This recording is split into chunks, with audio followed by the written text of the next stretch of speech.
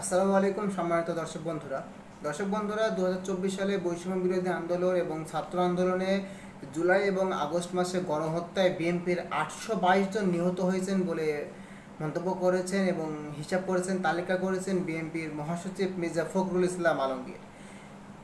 আমরা জানি সরকারি আইন অনুযায়ী বা সরকারি লিস্ট অনুযায়ী 847 জন মনে হয় নিহত হয়েছে। তার মধ্যে মির্জা ফখরুলের দাবি যে 442 ও 422 জন বিএনপি নেতা ছিল, বিএনপির কর্মী ছিল। তো মির্জা ফখরুল ইসলাম আলমগীর কী বলছেন সেটা বিষয়ে আমরা একটা বিস্তারিত জানি।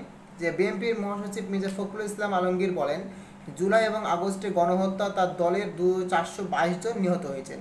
নিহতদের প্রত্যেকের নাম পরিচয় তারা সংগ্রহ করেছে। এই তালিকায় বিএনপি ওয়েবসাইটে প্রকাশ করা হয়েছে। গত রোববার বেলা 11:30টার দিকে বিএনপি চেয়ারপারসনের গুলশানের রাজনৈতিক কার্যালয়ে আয়োজিত সভায় সব কথা বলেন মির্জা ফখরুল ইসলাম আলমগীর। বিভিন্ন প্রতিবেদন অনুযায়ী জুলাই এবং আগস্ট মাসে সারা দেশে 875 জন শহীদ হয়েছে। এর মধ্যে কমপক্ষে 422 জন বিএনপি নেতা বিএনপির সঙ্গে জড়িত ছিলেন। দেশ জুড়ে শহীদ হওয়া বিভিন্ন শ্রেণীর পেশার রাজনৈতিক মানুষের মধ্যে একটি বড় বিএনপি নেতাকর্মী তা কোনো বিষণ্ণ ঘটনা ঘটে, বরং তাদের সুনির্দিষ্ট রাজনৈতিক প্রোগ্রামগুলো অনিবার্য করেছে। 5 আগস্ট শেখ হাসিনা পদত্যাগের প্রসঙ্গে উল্লেখ করে বিএনপির মহাসচিব মির্জা ফখরুল ইসলাম আলমগীর বলেন, এ বিজয়ের পিছনে রয়েছে অসংখ্য নির্যাতিত মানুষের বেদনা, অপ্রকাশিত ইতিহাস এবং গুম হওয়া ছেলে ফেরানোর প্রতিকায় ব্যথিতুর মায়ের ডাক, স্বামী হারানো বেদনায় স্ত্রীর আকাঙ্ক্ষা এবং পঙ্গু বাবার জন্য সন্তানের হিতবিভাগ হাহাকার, আর কারাবন্দী ভাইদের জন্য বোনেদের নীরব প্রার্থনা।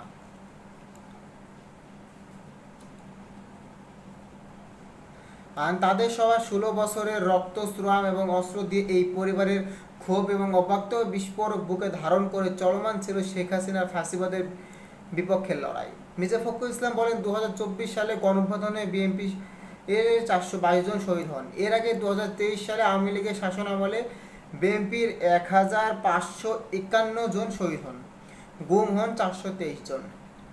আর সব রাজনৈতিক দল ও সাধারণ মানুষ মিলিয়ে এই সময় তার গুমের সংখ্যা ছিল 700 জন।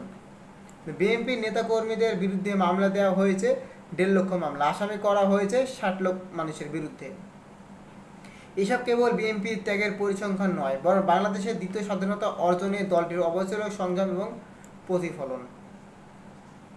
এই সংবাদ সম্মেলনে উপস্থিত ছিলেন সংবাদ সম্মেলনে বিএনপির স্থায়ী কমিটির সদস্য খন্দকার মোশাররফ হোসেন, মির্জা আব্বাস, নজরুল ইসলাম খান, আব্দুল মঈন খান, সালাউদ্দিন আহমেদ উপস্থিত ছিলেন। দর্শক বন্ধুরা, মির্জা ফখরুল ইসলাম আলমগীর যে কথাটি বলেছেন যে তাদের 422 জন নেতাকর্মী মারা গেছেন ছাত্র আন্দোলনে, বিএনপির কর্মী ছিলেন তারা। এই বিষয়ে আপনার গুরুত্বপূর্ণ মতামত অবশ্যই আপনার ভিডিও কমেন্ট বক্সে কমেন্ট করে জানিবেন। দর্শক, এতক্ষণ আমাদের সঙ্গে থাকার জন্য আপনাকে জানাচ্ছি বিশেষ ধন্যবাদ।